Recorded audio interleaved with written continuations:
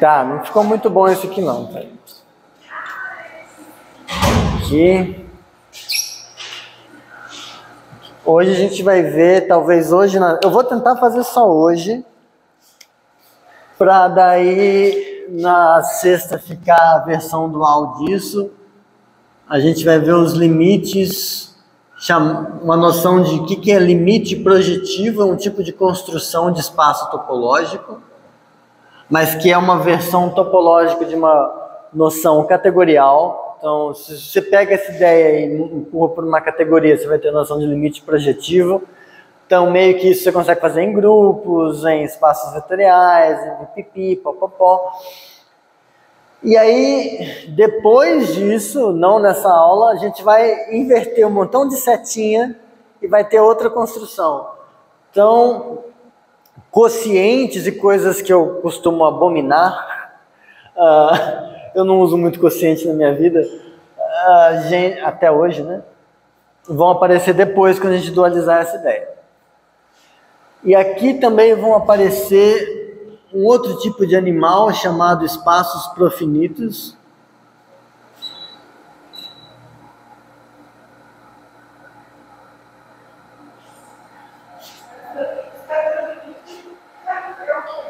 Espaço profinito é um tipo de limite projetivo específico que a galera que mexe com álgebra topológica costuma usar bastante, porque eles surgiram no contexto de teoria de Galois de extensões infinitas. Eu vou falar disso por alto, mas essas coisas vão fazer sentido. Então, a gente vai começar com o seguinte: seja I uma categoria pequena, isso significa que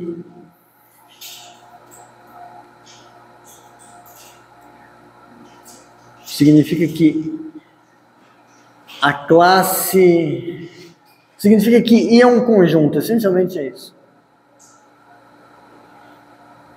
Que a gente estava mexendo com categorias que eram grandes, né? Classe dos espaços vetoriais, classe dos grupos. Aqui vamos pensar numa categoria que é pequena. Tem alguém na... Foi? Quem? O João. Não é aquele ali? Tá.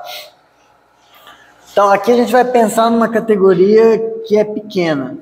Um conjunto, tipo uma ordem parcial. Os exemplos mais comuns são quando I é uma ordem parcial dirigida. Então conjunto, então, seja isso, sejam I uma categoria pequena. Oi. Uma categoria pequena significa que é um conjunto. Então aí a gente não consegue o que assim, a gente vai estar pensando conjunto. Por exemplo, I pode ser uma ordem parcial. Lembra que a gente viu como ver uma ordem parcial como categoria? Pode ser uma ordem parcial.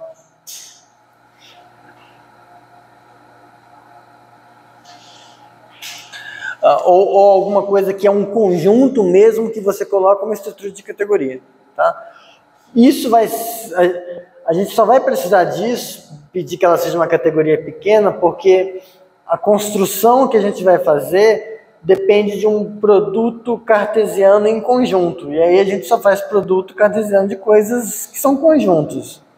Se você relaxa isso, você pode relaxar aqui também, mas como a gente não costuma relaxar lá na frente, a gente não relaxa aqui. Vai fazer sentido. Pensa então que o I é um conjunto que você consegue ver como uma categoria, de algum jeito esperto. Então, seja isso, I é fão de I em top, um funtor. Então, só para refrescar a memória, isso significa dizer que é um funtor que, primeiro, para todo izinho objeto de I, todo objeto dessa categoria, F de I é um espaço topológico. Então, eu estou mandando cada objeto aqui num espaço topológico. A outra coisa é que eu vou chamar de A, porque vocês vão me agradecer. Para todo objeto da categoria I, quando você faz a seta que sai associada à identidade desse objeto, que sairia do F do A para o F do A, é a identidade do F do A.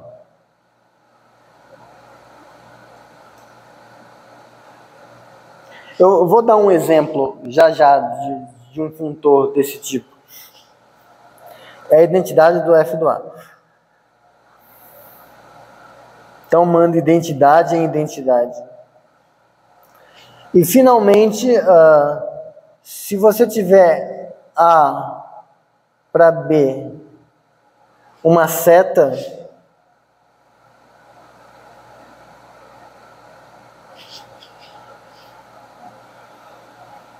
vou colocar assim, se G e H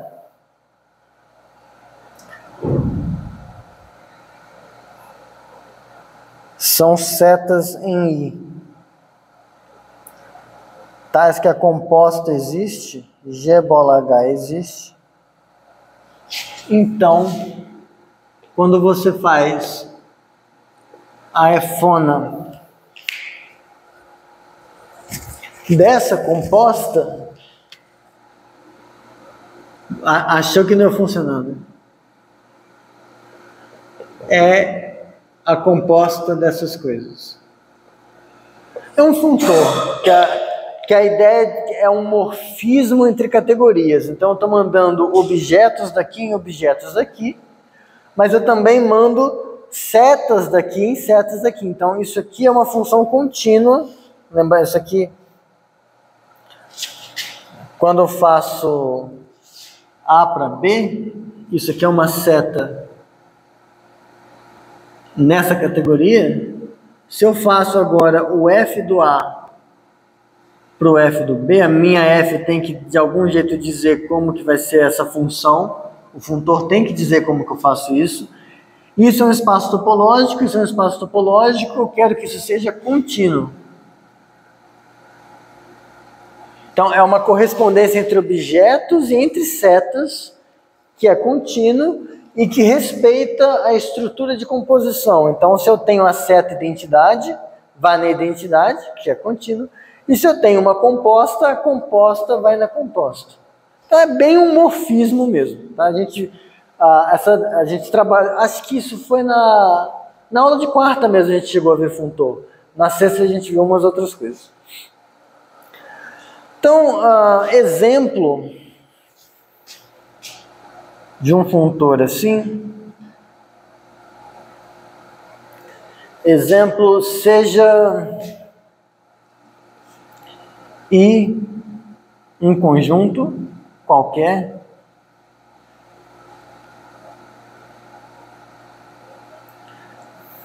é um exemplo muito preguiçoso esse, e considere I como uma categoria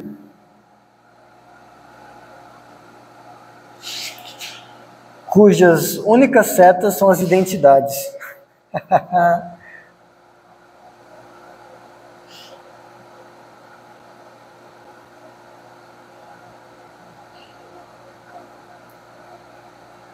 Então, eu estou com um conjunto, que setas eu vou fazer? Eu vou fingir que só tem essas setas aqui. Se só tem essas setas, eu não preciso nem me preocupar em definir o que é a composição, porque dois objetos distintos não tem setas entre eles para eu me preocupar em compor 3 setas, 2 setas. Então, tudo funciona muito bem. Nesse caso, então, um funtor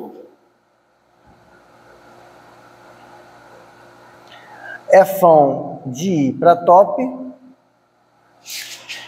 é apenas uma escolha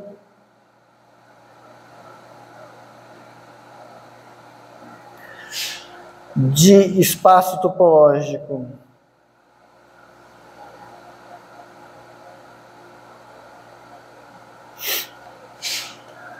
F de I para cada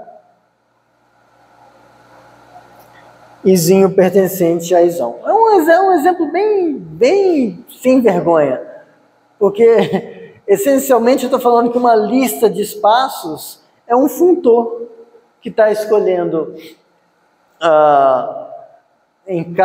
para cada objeto um espaço topológico. Eu não preciso me preocupar com essas outras coisas porque não tem setas para serem compostas. Tá? Eu só digo agora que isso aqui está mandando a identidade dele nele mesmo, não há mistério. Um exemplo menos roubado é esse aqui. Exemplo. Deixa eu pegar.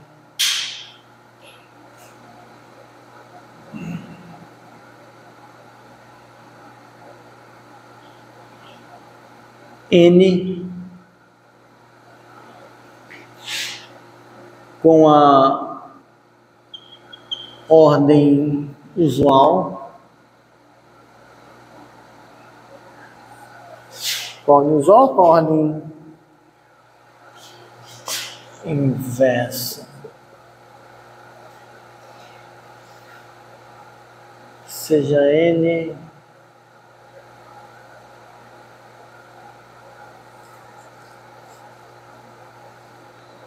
com a ordem usual. Tudo bem. Seja N com a ordem usual e para cada N pertencente aos naturais,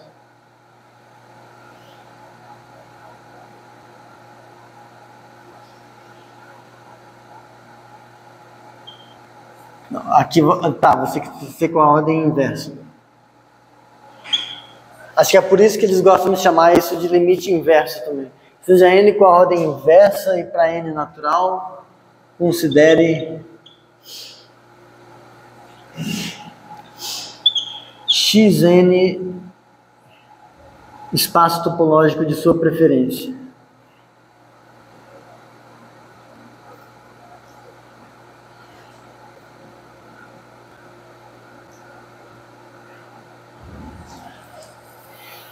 Ou eu pego o mesmo espaço. Vou pegar o mesmo espaço. Então, ela está mandando, eu estou associando N a X para todo N. O mesmo N está indo no espacinho. Só que agora o que a gente... Xn, espaço topológico, Xn para X... tá, agora sim. Xn para X, seu espaço topológico favorito. Topológico favorito. Agora o que a gente vai fazer? Vamos definir Fão de N em top, que está mandando um Nzinho em X elevado a N, manda um M num X elevado a N. Pro que a gente tá... Eu inverti a ordem porque eu quero fazer uma coisa, eu quero usar projeções. Então, a gente tinha visto que para uma ordem parcial, eu transformava isso numa categoria dizendo que uma seta do x para y existe quando x é menor ou igual que y, né? Só que agora eu quero que a seta exista quando o x é maior ou igual que y. Então eu estou invertendo a ordem, por isso que eu inverti. Então, eu vou colocar aqui que o n está com a ordem inversa. Então, quando eu tiver uma seta do n para o m, isso é porque o n é maior ou igual que o m. Tudo bem? Uma seta aqui vai numa função aqui. A função que eu vou dizer que ela vem aqui, então como isso aqui está dependendo do n e do m, essa função f de nm eu vou fazer o quê? F de nm, que sai do x n e vai para o xm, eu vou fazer simplesmente a projeção nas m primeiras coordenadas. Porque como n é maior ou igual que m, eu posso fazer isso. Então, se eu pegar aqui um cara da forma x0, essa função pega x0 até xn e está mandando em x0 até xm.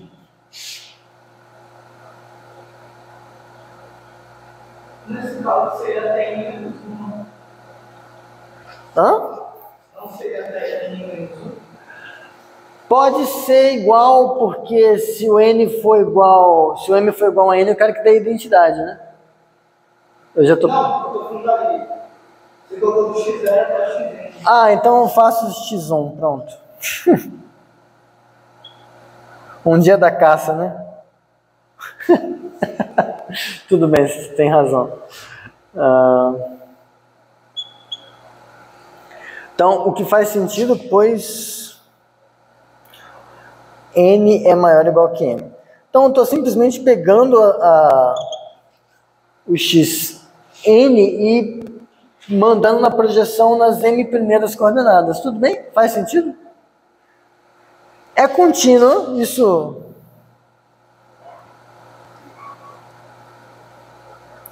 Essa função aqui, f de nm, é contínua.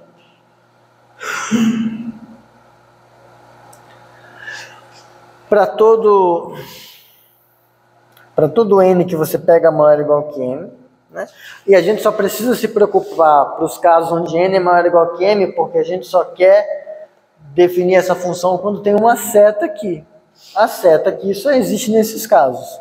Tudo bem? Bom, agora veja que isso é um funtor. Se você tem n igual a n, que é o que corresponde à identidade de n, quando você faz esse f de n, isso é exatamente a identidade do xn, porque eu vou pegar essa upla e mandar nela mesma. É a função de identidade.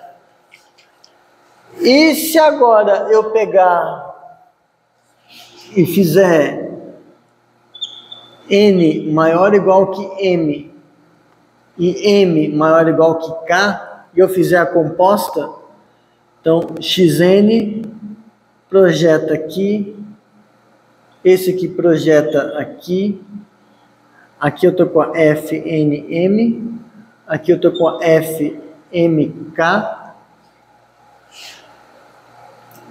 esse projeta, pega uma coisa em n coordenadas e manda nas m primeiras. Esse pega uma coisa aqui e manda nas k primeiras. Se eu sair mas se eu fizer agora a função que sai daqui e projeta nas primeiras k coordenadas, é a mesma coisa que eu fazer essa composição. Então, se eu sair direto daqui para cá, dá o mesmo resultado. Então, isso mostra que o FMK composta com FNM é igual F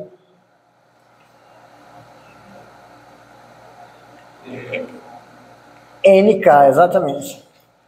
Ou no jeito que estava escrito ali, eu estou dizendo que a F dessa função aqui, eu estou com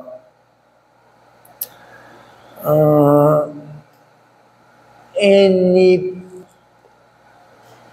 esse aqui para cá, eu estou com isso. Então aqui, essa G é eu dizer que o M é maior ou igual que o K. Não, pera.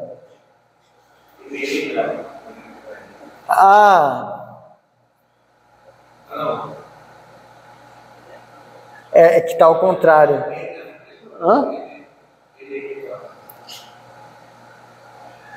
Aqui eu tenho uma seta daqui para cá, aqui eu tenho uma seta daqui para cá. Tá.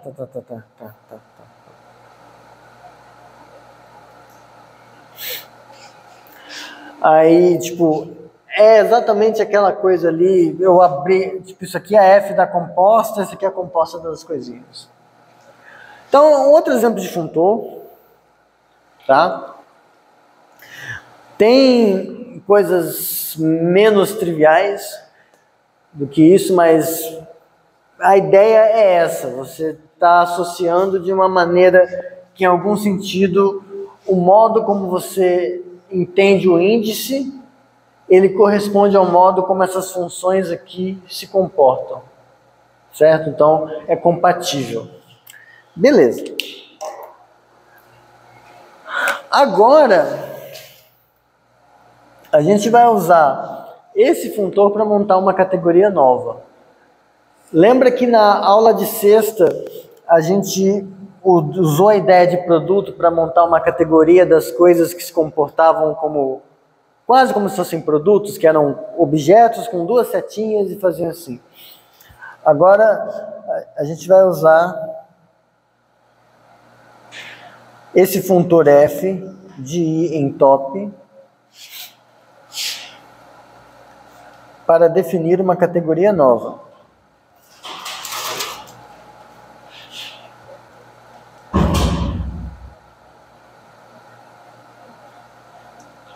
Os objetos dessa categoria a gente vai chamar de cones. O problema disso é que quando a gente for dualizar, porque o desenho vai ser um desenho de cone, vai lembrar um cone. Cone, C-O-N-E, cone. O problema é que quando a gente dualizar, a gente vai ter os cocones. Cocones, é o co-cone, é o dual do cone. Co-final, cocone. Mas, por enquanto, vão ser só os cones. Essa categoria funciona assim: objetos xingados de cones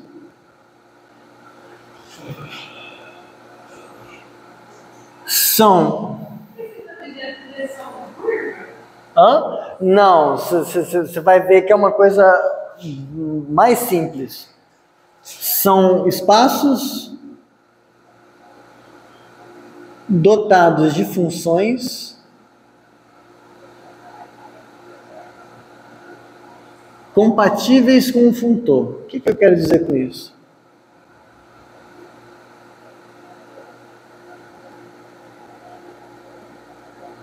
Então, a gente está no caso do limite projetivo. As coisas vão projetar. Então, um cone é um espaço Y, espaço topológico. Um cone é um espaço topológico. E para todo I objeto da categoria, esse espaço tem uma função contínua para o F do I. Então, ele tem uma função contínua φ de I. Para todo I ele tem isso, certo? Só que o que acontece? Às vezes, às vezes não, essa categoria, ela não é uma categoria que só tem, necessariamente tem um objeto só.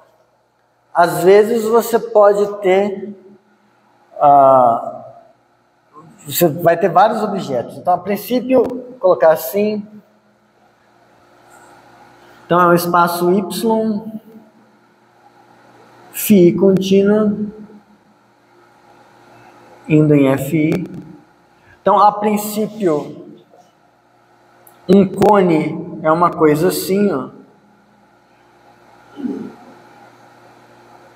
É um espaço junto com uma lista de funções contínuas que saem do Y e vão para o FI, tal que se você tem G de I para J, uma seta em I, então eu estou com Y, eu estou com o φi, aqui sai do F do I, aqui eu tenho o φj, e aqui eu tenho o espaço associado ao J.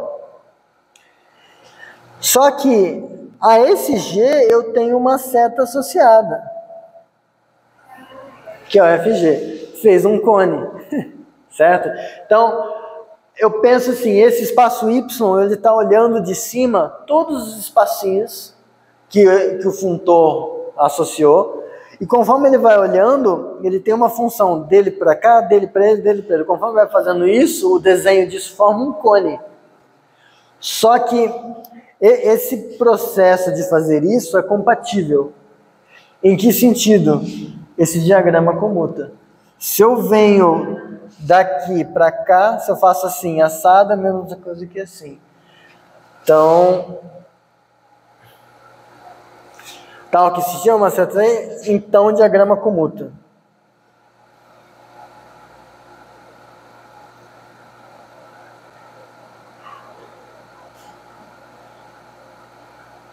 Isto é, se você fizer a F da G composta com FI, isso é igual, φi, perdão, isso é igual ao φj. Φi, isso é igual ao φj. Exatamente. Então, objetos são essas coisas. Tudo bem? Agora, eu estou definindo uma categoria nova. Eu preciso dizer o que vão ser setas entre esses objetos. Uma seta entre cones. Então, agora, se Y, φ e Z, psi, são dois cones,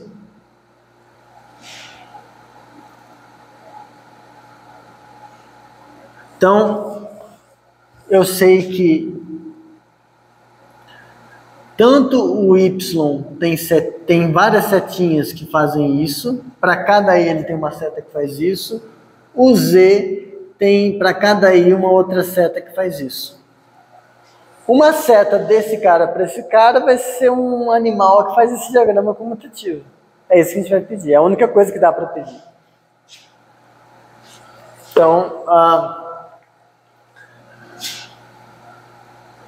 Então, uma seta entre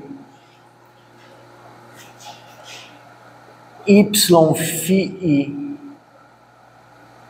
e Z, psi, é uma função contínua,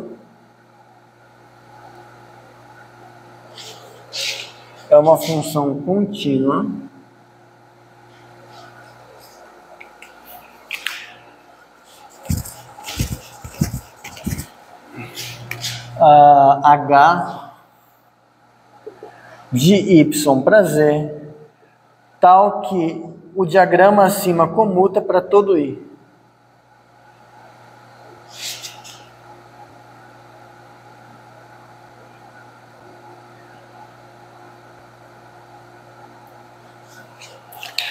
Então, isso vai ser a categoria nova que a gente está considerando. Então, os espaços, a gente, em algum sentido, vamos ver se eu consigo dar uma intuição disso.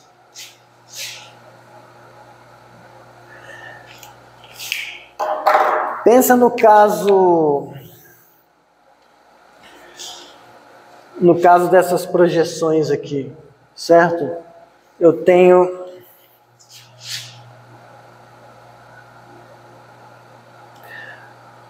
um espaço Y que for, exemplo.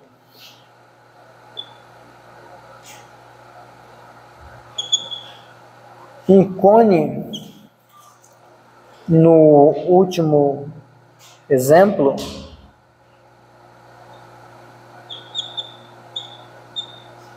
é um espaço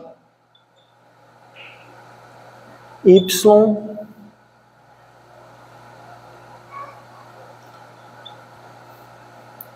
dotado de funções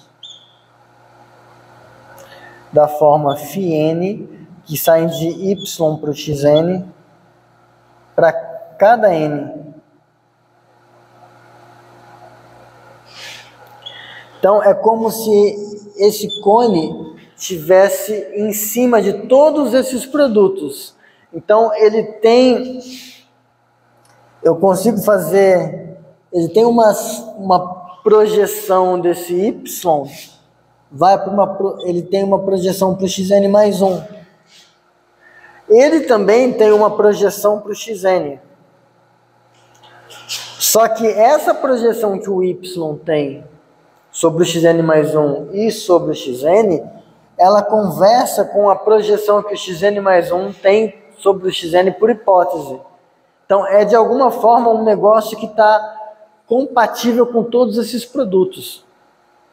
É um animal que está compatível com essa coisa, assim, ele está, em algum sentido, ele está pegando, ele está conversando com essas coisas aqui, essas funções conversam com essas projeções aqui embaixo. E uma função de um animal desse tipo para outro animal desse tipo, ela tem que, o modo que uma conversa com os espaços e a outra conversa com os espaços tem que ser compatível por essa função também. Então a ideia é que, veja, um espaço, em algum sentido, um espaço que vem aqui depois, um espaço que está depois do y, em algum sentido, se eu conheço essa função, eu sei que eu conheço essa. Se alguém nessa categoria veio depois do y, desse cone, e esse depois tem uma seta que faz isso, e eu sei como o z conversa, eu automaticamente sei como o y conversa. Se eu tiver alguém depois do z, alguém que conversa com o z, e eu sei como esse cara funciona, eu sei como esse funciona via composição, eu sei como esse funciona via composição. Então, quanto mais longe eu estou indo nessa categoria, mais eu estou conseguindo codificar como essa categoria funciona. Qual seria o ideal? O que é um objeto final nessa categoria? Um que codifica todas. Que isso vai ser o limite projetivo. Então, eu não coloquei aqui, mas exercício, né? Verifique que é uma categoria.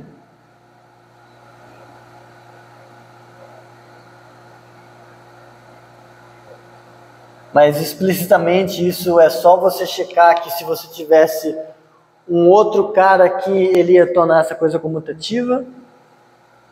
Né, mas vamos fazer aqui assim, ó, chamar de x para cá, psi, sei lá, eta, e aqui uma g. Eu quero mostrar que essa composta, daqui para cá, ela torna essa coisa, sem esse negócio do meio, comutativo. Só que assim, assado, eu andei aqui, depois eu andei aqui, é a mesma coisa que eu tenho andado aqui e aqui. Só que se eu andei aqui e aqui, é a mesma coisa que eu tenho andado aqui. Então, pronto. É uma categoria, pronto.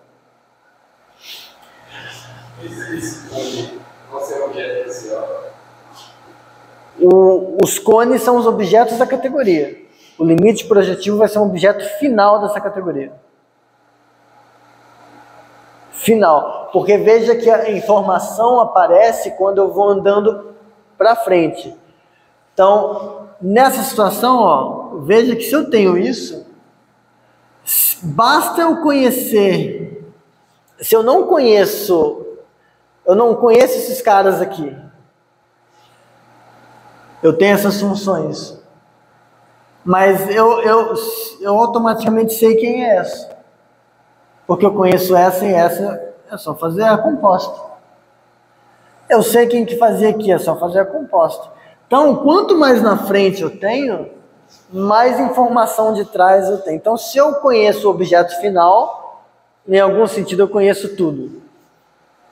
Então, o objeto final dessa categoria, ele codifica em algum sentido essa categoria toda. Ele está pegando toda a informação útil nele. Você vai ver que faz sentido quando a gente vê qual que é o limite projetivo desse caso. Mas vamos lá. Então, por gentileza, que horas são? Eu posso olhar aqui, 11h36. Então, definição.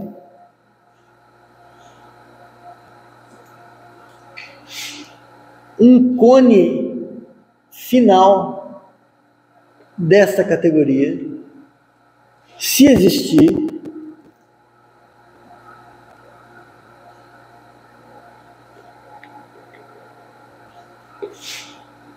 é chamado de limite projetivo.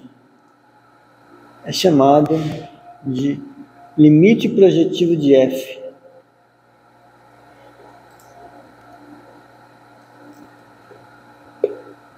Denotado por limite, aí a setinha é assim para trás, F. Então, explicitamente,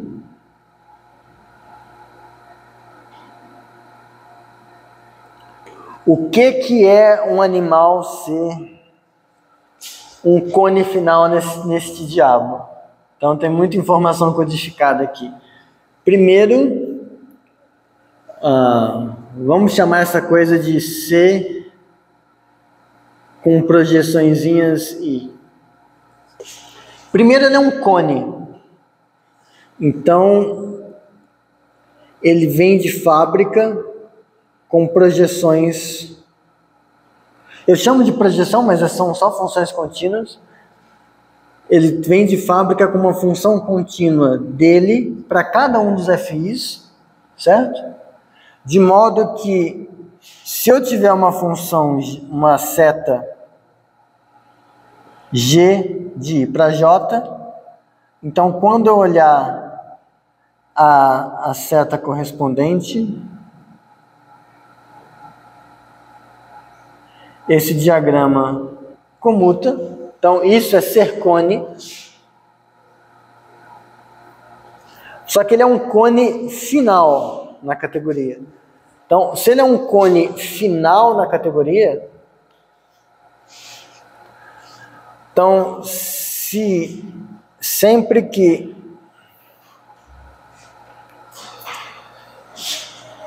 Y confie em algum outro cone,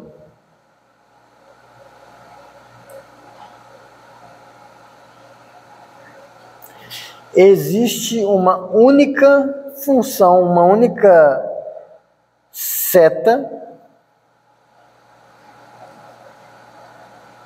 entre este cone e o cone que é objeto final. Ou seja, existe uma única função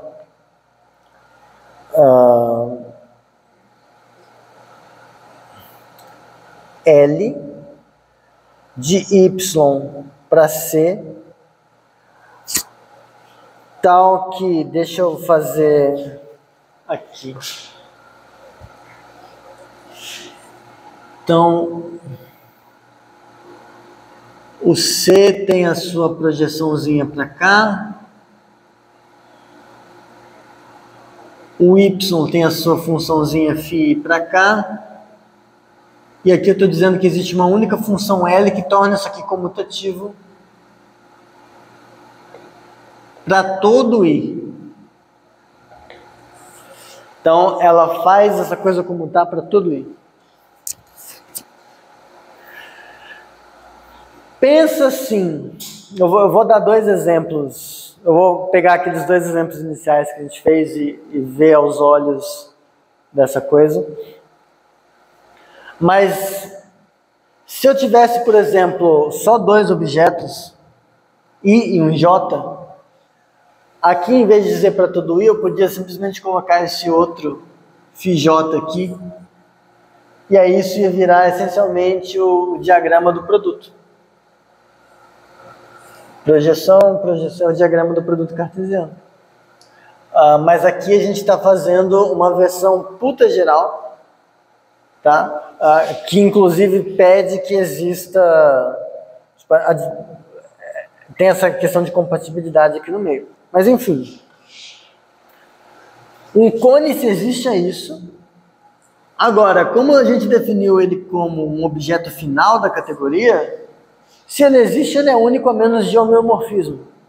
Não precisa nem parar para provar isso, porque a gente já viu que numa categoria, se um objeto é final, então ele é único a menos de isomorfismo nessa categoria. Então, se você tiver dois cones, você vai ter dois cones finais, você vai ter uma função contínua de um para o outro, outra função contínua dele para um, que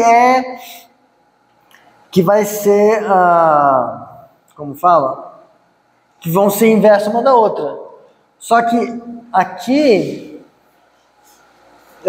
eu sempre omito essa parte, mas se você tem um cone, a seta identidade dele para ele mesmo é a seta onde aqui é a identidade. Então, se dois cones são isomorfos nessa categoria dos cones, então, em particular, o C e o Y são homeomorfos como espaços topológicos. Isso é um caso particular. Então, demonstrar que é único a menos de homeomorfismo, a gente nem precisa se preocupar com isso. A gente já viu que é o objeto final. Nesse exemplo aqui, o limite projetivo vai ser o valor da unidade. X elevado a N, isso. Isso. É que aqui eu quis usar uma estrutura onde você tivesse uma conversa entre as diferentes projeções. Então é um jeito diferente de ver. Naquele primeiro exemplo onde eu fiz, quer ver? Ó? Então, no primeiro exemplo,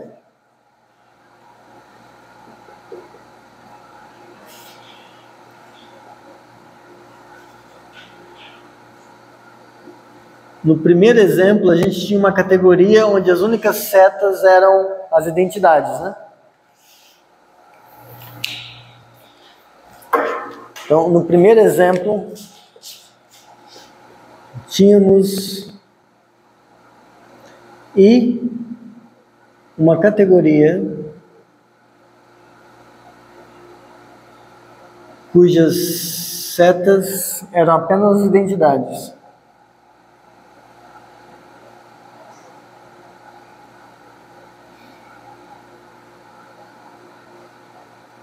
Identidades. Logo, quando você pega esse caso, um cone é só um espaço topológico junto com funções. Eu não preciso me preocupar com essa função aqui de baixo, porque não tem uma, para I diferente de J, não tem uma seta aqui embaixo. Então, um cone, neste caso, Um cone é só um espaço topológico y junto com uma função contínua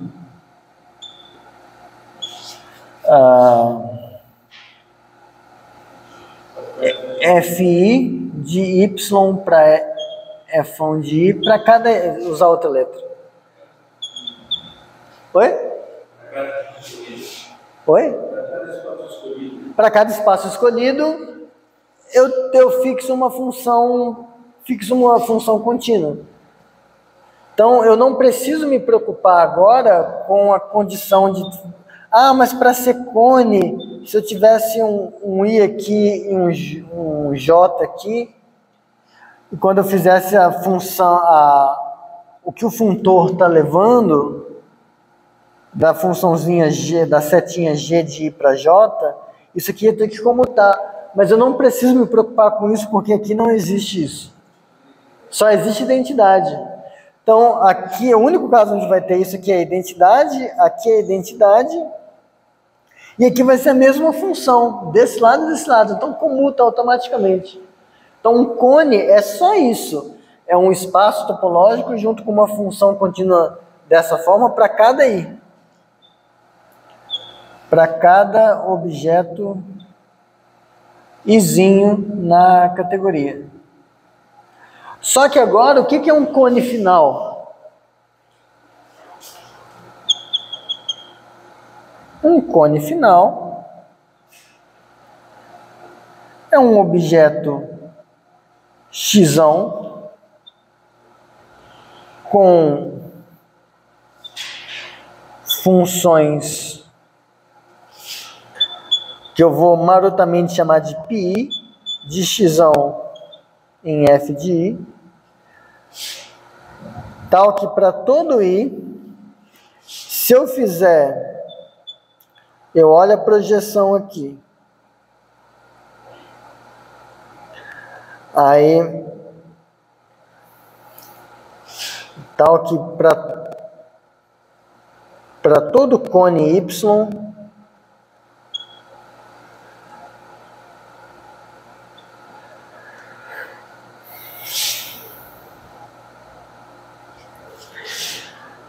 existe uma única função L que sai do y e vai para o x, tal que isso aqui comuta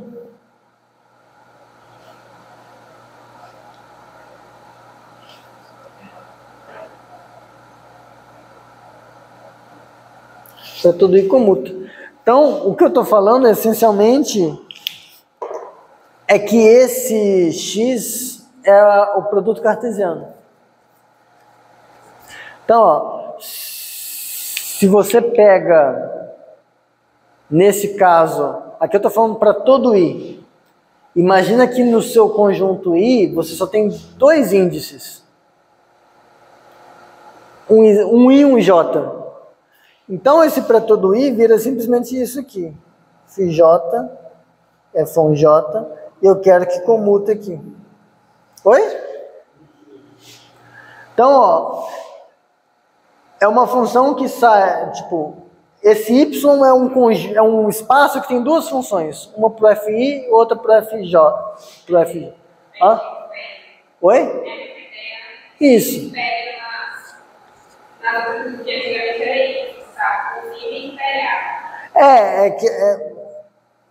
O que importa é que o x, o objeto final, ele está no fim da seta, ele está na ponta da seta. Esse cara aqui é o produto cartesiano. Então, só que o que acontece? Aqui eu não estou descrevendo ele explicitamente como sendo o produto cartesiano, eu estou falando qual que é a propriedade que ele tem que ter. Então, quando a gente pega aquele primeiro exemplo da categoria que só tinha seta identidade, se a gente olha a categoria dos cones daquele funtor, e olha o que é um cone final nessa categoria, um cone final nessa categoria é o produto cartesiano. É o produto cartesiano. Se você pegar nesse outro exemplo, no outro exemplo,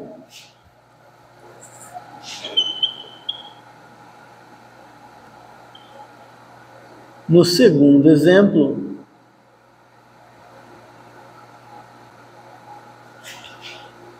o produto,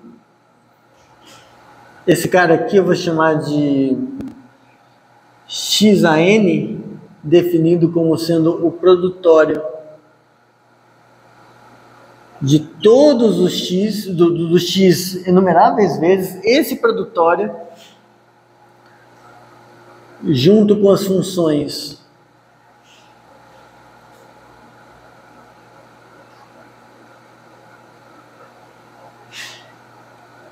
Pn, que sai do Xn e manda no Xn.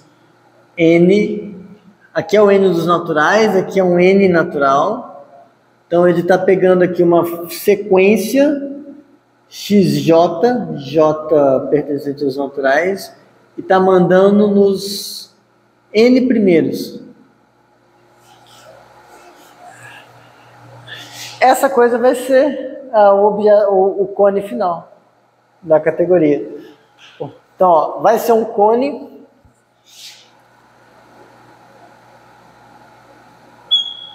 Xn junto com essas funções é um cone.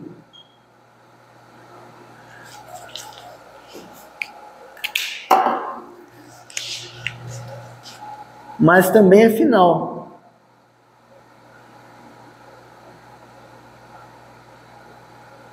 Porque se você pega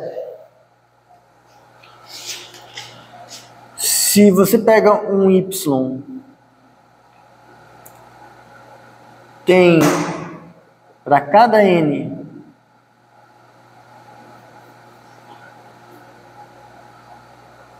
uma função contínua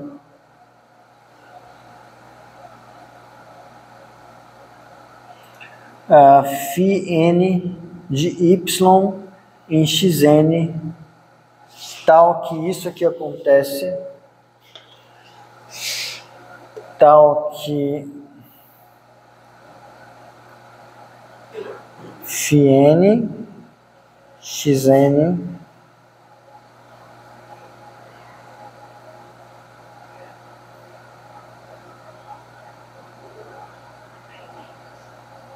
aqui eu acho que eu tinha chamado de f de nm, né? Daqui para cá, acho que era assim que eu tinha chamado. Então, ó, se isso comuta, sempre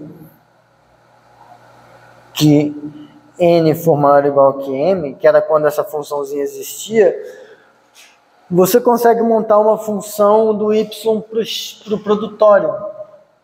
Então, existe uma única função L do y que vai no x, na potência, que vai fazer isso aqui. Eu vou pegar um y, eu tenho que mandar numa sequência de números naturais, de uma sequência indexada dos naturais. O que eu sei é que quando eu faço a φn do y, isso aqui é alguma coisa que pertence ao xn, certo? Isso eu sei. Mas eu sei que se eu faço m menor ou igual que n, tipo aqui, eu posso compor. Então, deixa eu fazer aqui assim. Se n for maior ou igual que m, então, quando eu faço fnm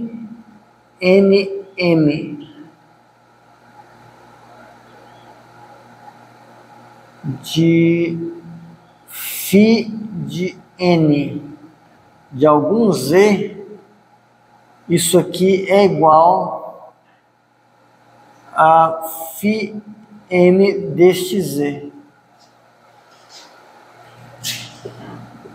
para z pertencente a xn.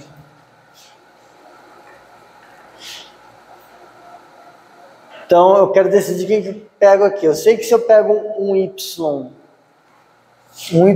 no yzão, isso me dá uma m-upla. Agora, eu sei que se eu estou com n maior ou igual que mzão, se eu pego uma n-upla e aplico aqui, quando eu fizer a projeção que pega as m primeiras coordenadas, eu vou ter um negócio que mora no xm, tudo bem? Então, o que a gente faz, essencialmente, a gente vai meio que subindo, do único jeito que dá para subir, e a gente pega e manda essa coisa, vamos ver se vocês concordam. Isso aqui eu vou mandar na coordenada n, eu quero que isso seja... Eu vou definir para dar certo mesmo. Isso aqui tem m coordenadas.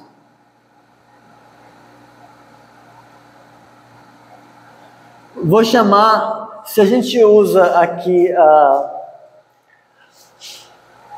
a projeção, que notações usar? Vou usar isso aqui. Aqui eu já estou colocando uma notação que vai fazer funcionar, mas eu mando na última. Como que eu escrevo isso? Última coordenada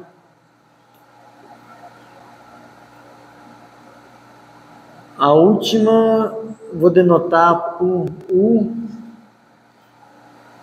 do φm de y. Se eu pensar nesse φm de y, ele é φm de y aplicado em m. Então, se eu pensar como uma função do domínio de 1 até coisa, tipo assim, isso aqui eu não queria colocar muito índice. Se for para ser preciso, vai ter que ter muito índice.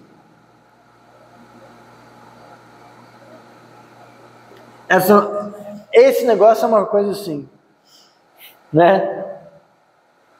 Então é um φm1 de y, um φmm de y. Eu quero mandar no φnn de y. É isso que essa função vai fazer. Esse aqui, porque é uma sequência. Hã? φnn.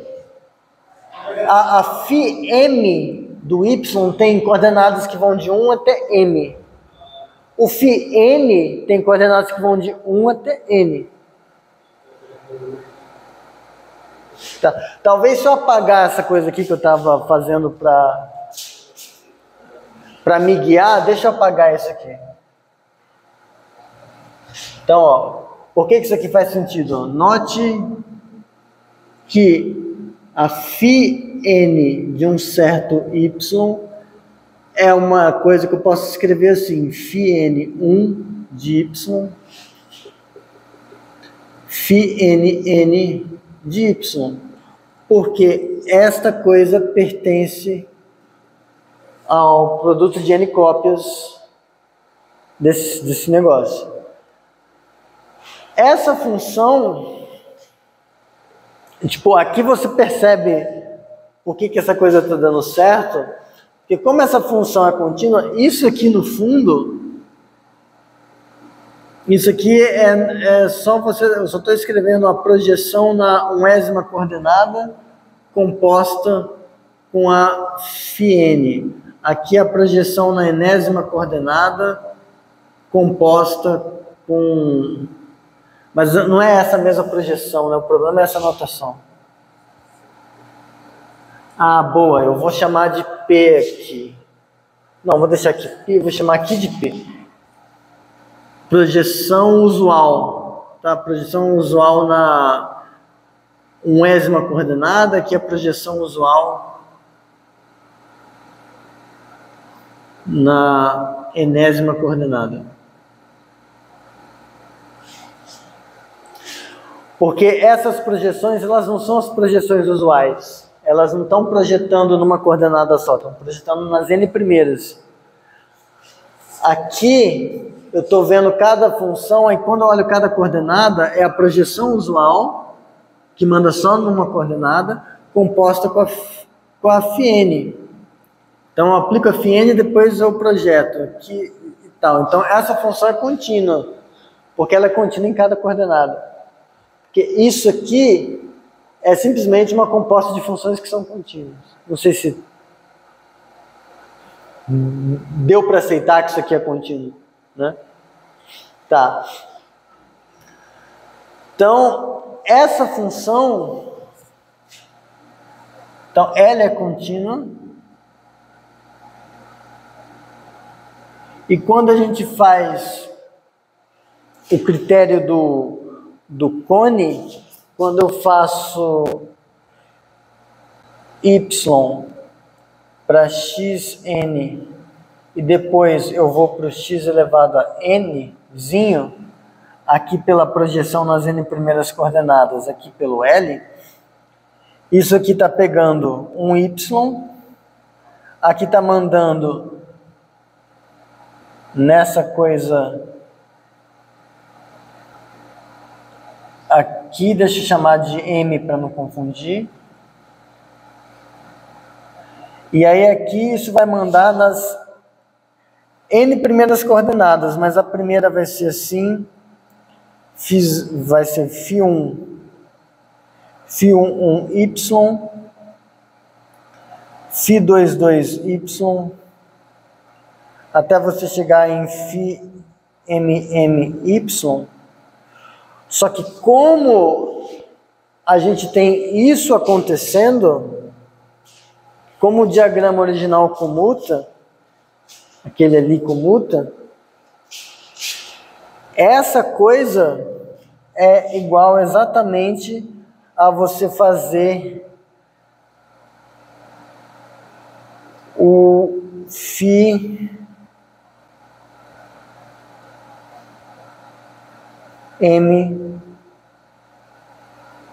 do y, porque comuta em cada coordenada. Tem uns detalhes aqui para abrir a conta, mas vai dar certo. Eu só não queria abrir. mas vai dar, tipo, essencialmente você está brincando com vários tipos de projeções. Você tem a projeção nas n primeiras, está brincando ao mesmo tempo com a projeção usual. Meio-dia e 2. Só que isso aqui é só preguiça mesmo, tipo, é uma coisa de parar e ver. Porque, ó, beleza, vamos. João já até foi embora. tô zoando. Se você faz você aplica φm de y. Ó, pronto. Ó, por que eu tô com preguiça? Eu sei que eu tenho y, o y tem a sua φ1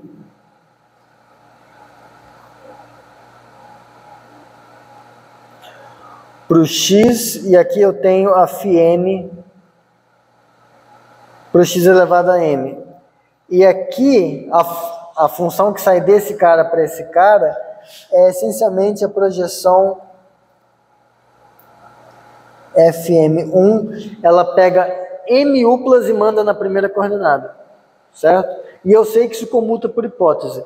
Então, significa que se eu pegar o y, aplico a φm e depois eu aplico essa fm1 daqui, isso vai dar a primeira coordenada desse cara.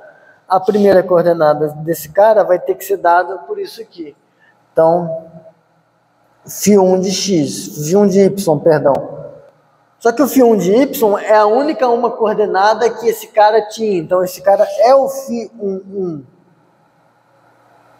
de y. Então, o φ11 de y é, de fato, a primeira coordenada que aparece aqui, do φm de y. A primeira coordenada do φm de y é o φ11.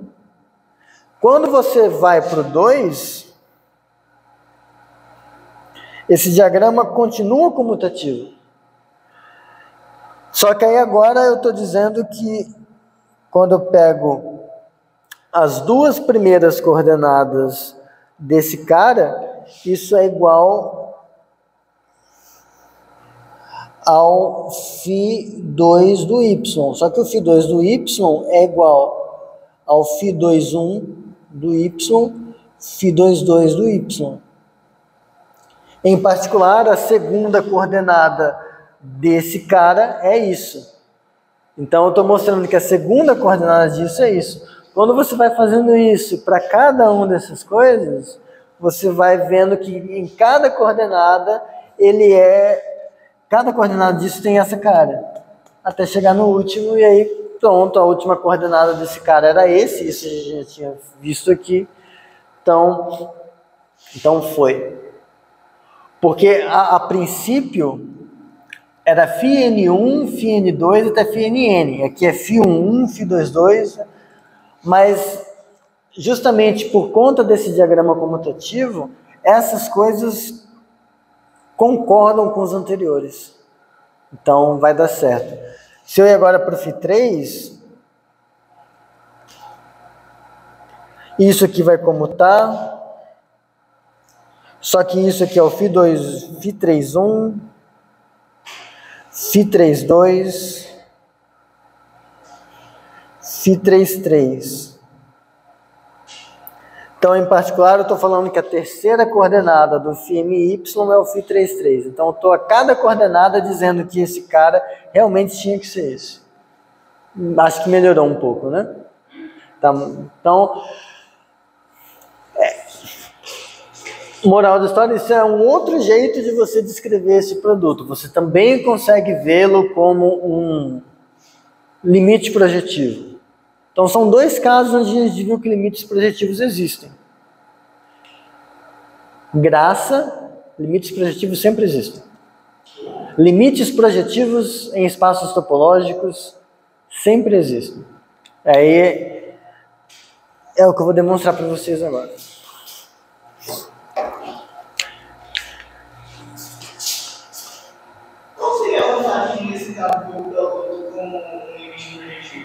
Para o produto não tem vantagem. É só um exemplo bobo, mas é que em algumas situações, quando você tem, tipo assim, o que está acontecendo? Se parar para pensar, você está numa situação onde você, por exemplo aqui, você tinha um espaço, aí eu tenho um outro espaço com uma coisa assim, um outro espaço com uma coisa assim, um outro espaço com uma coisa assim. Então, imagina que eu estou numa situação não onde necessariamente essas coisas são projeções, mas é uma situação onde você consegue descrever um certo pedaço de uma coisa via uma coisa anterior. E aí você quer, não necessariamente espelhando, mas é quase como a ideia é mais a projeção mesmo, tipo. Você projeta X4 e X3. Isso. E aí você consegue. Isso, então meio que você vai indo, você vai pegar, parece, se isso aqui existe para todo N, parece que você teria que ter algum animal lá no final dessa coisa que consegue fazer isso tudo de uma vez. Mas aí às vezes você não tem um jeito usual de descrever isso. Isso aparece às vezes nos contextos de análise funcional, onde você tem um subespaço que você consegue vê-lo como retrato de outro, esse outro retrato de um, retrato de um, retrato de um, mas você não quer o espaço todo, você queria só as coisas fruto disso. Então, talvez de um outro jeito de ver é assim também, ó. Isso. Inclusive, tem um jeito de você ver limite usual como um tipo de limite projetivo numa categoria esperta. Mas aí foge. Mas assim, quer ver, ó? Se você...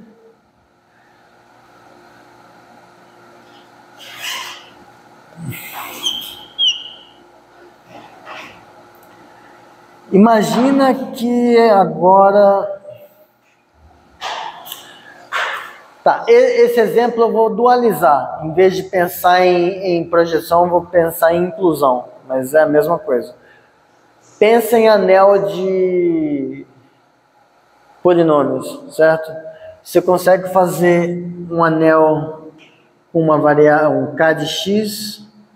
Você consegue fazer um k de xy. Você consegue fazer um k de yz. Você consegue fazer um k de xz, você consegue fazer um k de y, e aí você vai fazendo outras variações disso. Aí você vai falar, eu quero um anel de polinômios infinitas indeterminadas. Primeira coisa que você pensa, vou tomar união. Só que a união, a rigor, ela é meio roubada, porque, por exemplo, aqui você já tem uma coisa que se comporta como isso. Só que, por outro lado, você poderia ver isso como um disjunto disso. Porque isso aqui é um tipo de objeto, isso aqui é outro tipo de objeto. Você consegue incluir esse cara aqui dentro. Mas ele não está literalmente dentro. Seria tipo zero? Tipo isso. Eu consigo ver cópias dessas coisas lá dentro. Então, no lugar da união, que a união não faria muito sentido, o que você teria é o colimite, é a versão dual, que a gente está incluindo aqui em vez de projetar. Então, a ideia dessas coisas é quando você vai vendo um comportamento que parece que você consegue ir prolongando ele, e você quer uma coisa que faz isso da melhor maneira possível. Então, eu vou ver se eu acho algum exemplo disso em análise funcional para trazer depois. Que eu sei que a galera usa, mas... que esses exemplos aqui, eles estão dando essa ideia, né? Mas talvez por ele ter um aspecto meio... não sei, dimensional... A ideia é que eu estou sempre conseguindo fazer uma coisa um pouco melhor que projeta no anterior. Eu estou sempre conseguindo acrescentar um negócio. Então... Mas eu consegui projetar em x5 aonde?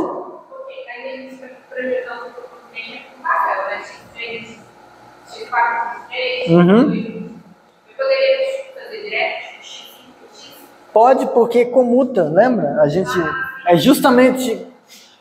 aí que tá, a gente está sempre fazendo isso de modo compatível. Um outro jeito de você ver é que eu estava querendo evitar isso mesmo. Se você vê, por exemplo, imagina que você está assim com A contido em B, contido em C, contido em D, contido em F, subespaços topológicos. Só que se você olha, eu fiz ao contrário, assim. Pronto. Eu estou pegando subespaços topológicos que estão ficando cada vez menores.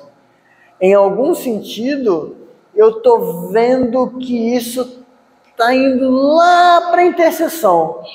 A interseção vai ser um tipo de limite projetivo. Que esse está projetando nesse, esse está projetando nesse, esse está projetando nesse. Eu consigo ver interseção também como um limite projetivo. Compensa ver interseção como limite projetivo? Não.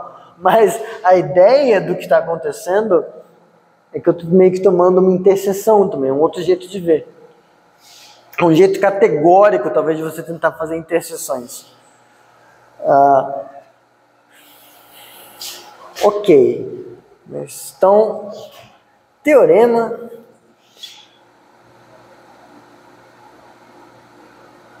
Limites projetivos sempre existem. Projetivos existem.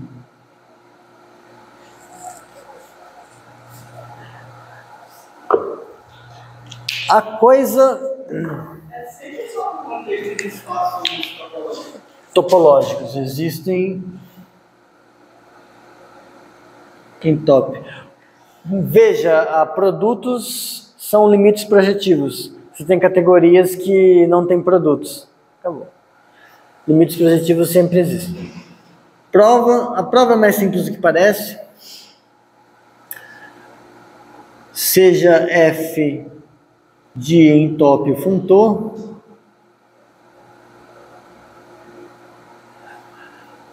considere, vamos mostrar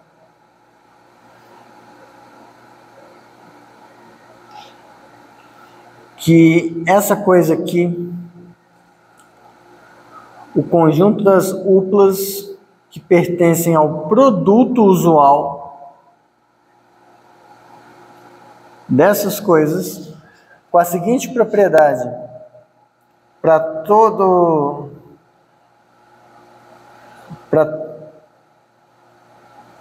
toda G de I em J, vou fazer direitinho, né?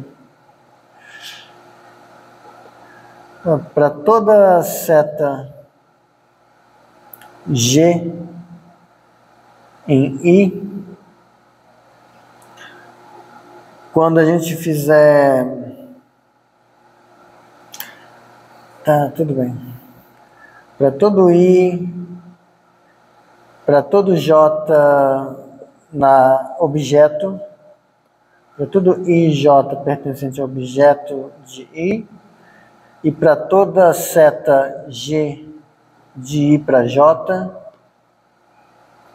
se você fizer a Fona do G aplicado em X I, isso aqui é igual a XJ. Parece estranho, mas o que está acontecendo? Eu não estou pegando...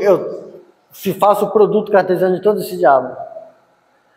Só que agora eu vou pegar as uplas que, quando eu tenho uma seta saindo do... Aqui era para ser assim. Quando eu tenho uma seta saindo do I para o J, a Fona do G sai do Fão do I para o Fão do J.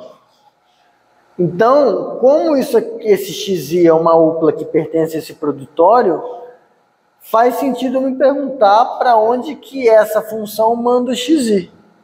E eu quero que ela mande para o XJ. Eu vou pegar só as uplas que têm essa propriedade. Pode, inclusive, ser vazio, mas esse negócio existe. Então, a gente vai mostrar que isso aqui tem a propriedade universal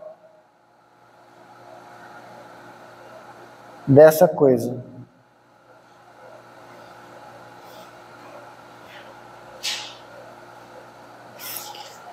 E me mostrar que isso tem a propriedade universal. Se mostrar, acabou.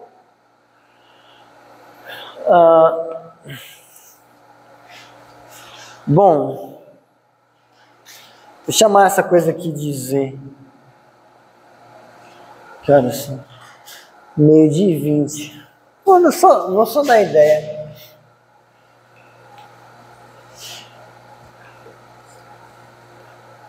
Assim, você tem esse Z está contido no produto dessas coisas. E esses produtos vêm de fábrica com as projeções usuais em cada J. Então, onde PJ é a projeção usual do produto.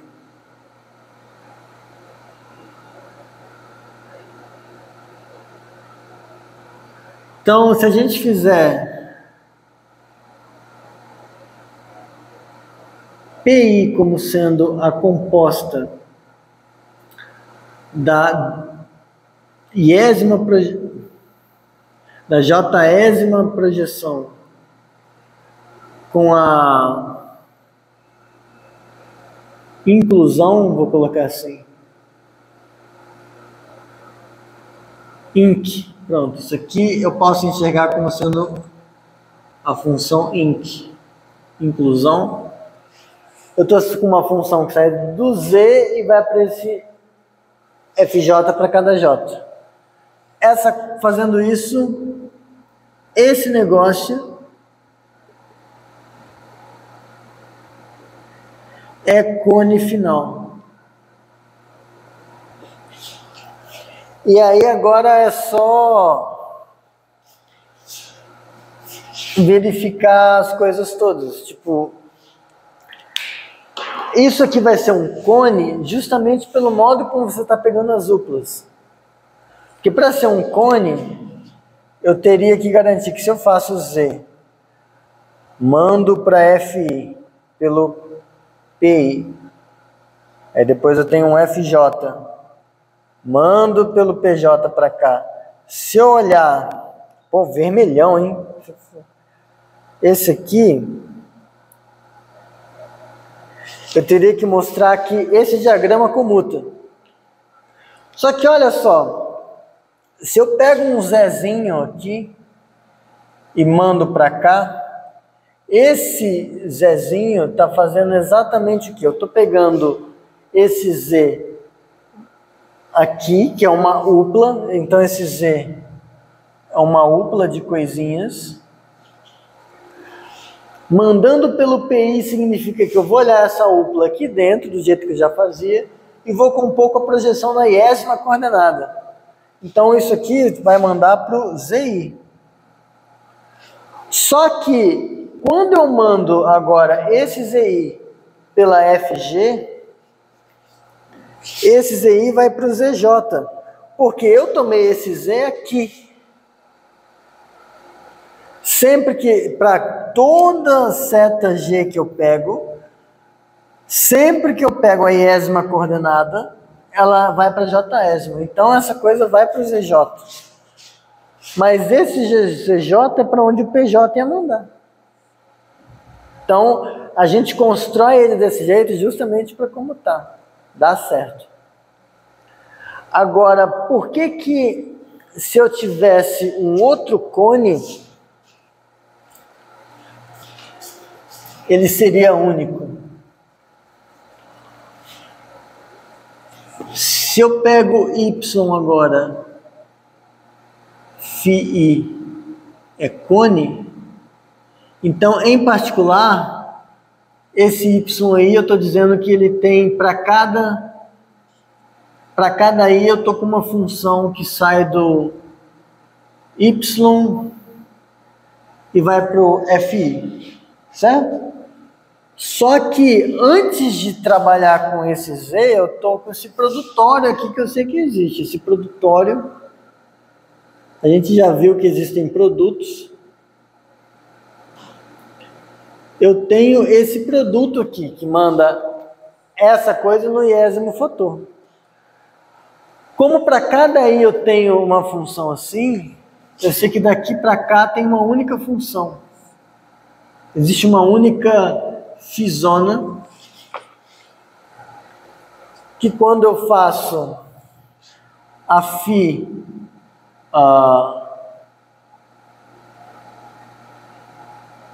quando eu faço a iésima projeção do φ do Y, Isso aqui é justamente a mesma coisa que eu tivesse feito φ do y.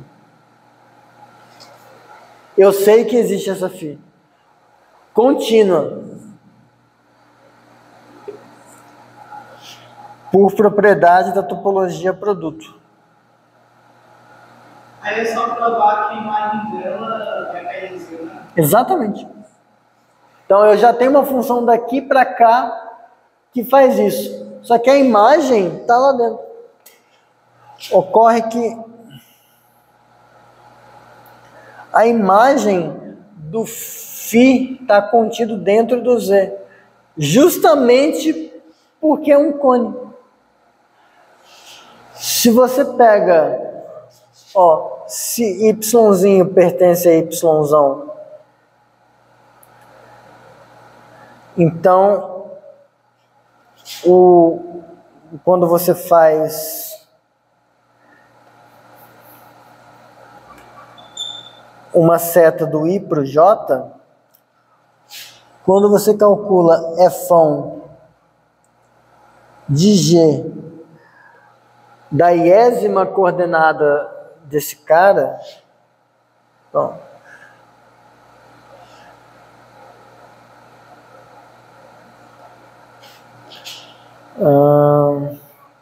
a φ do y é a função que em cada coordenada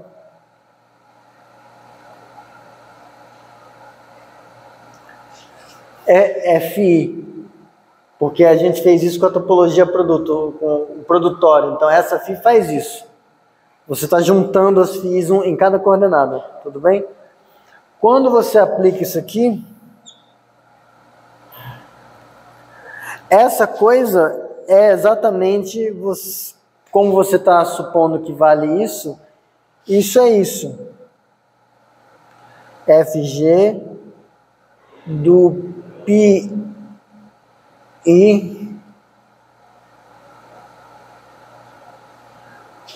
do φy. Só que esse negócio você consegue escrever, por ser um cone,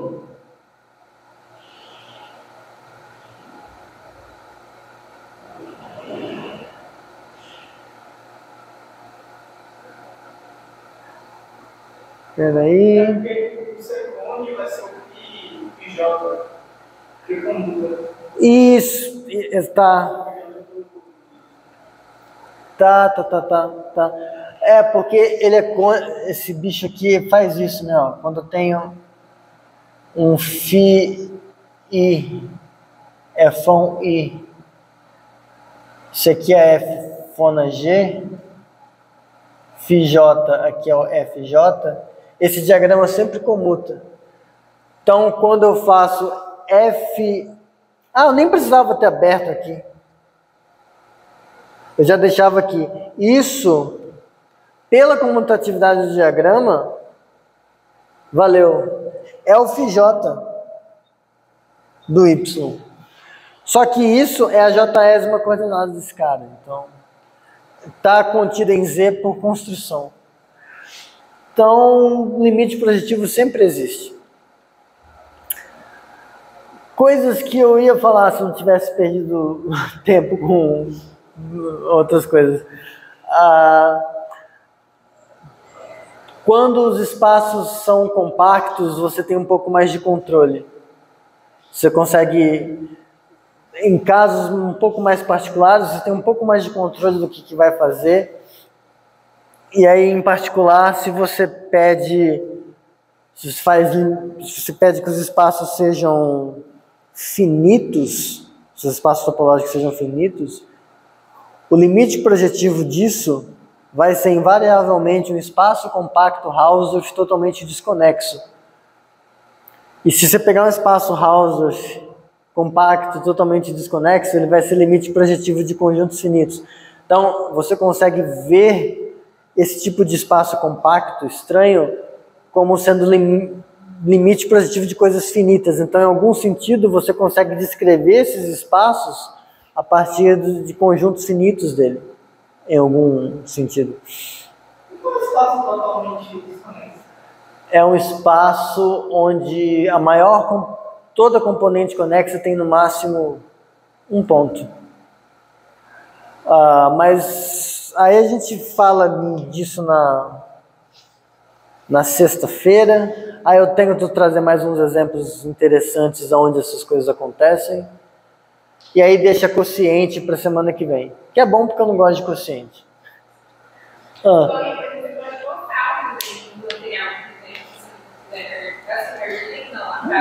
Não. Pode ser. É que, por exemplo, eu não tenho essa parte digitada. A parte de espaços profinitos. Essa aqui eu tenho. Espaços profinitos eu não tenho. Fiquei com vontade de digitar agora, mas não tenho. Aí, semana que vem a gente faz quociente, fecha essa parte da matéria. Quero ver se eu consigo fazer lista até sábado, alguma coisa assim.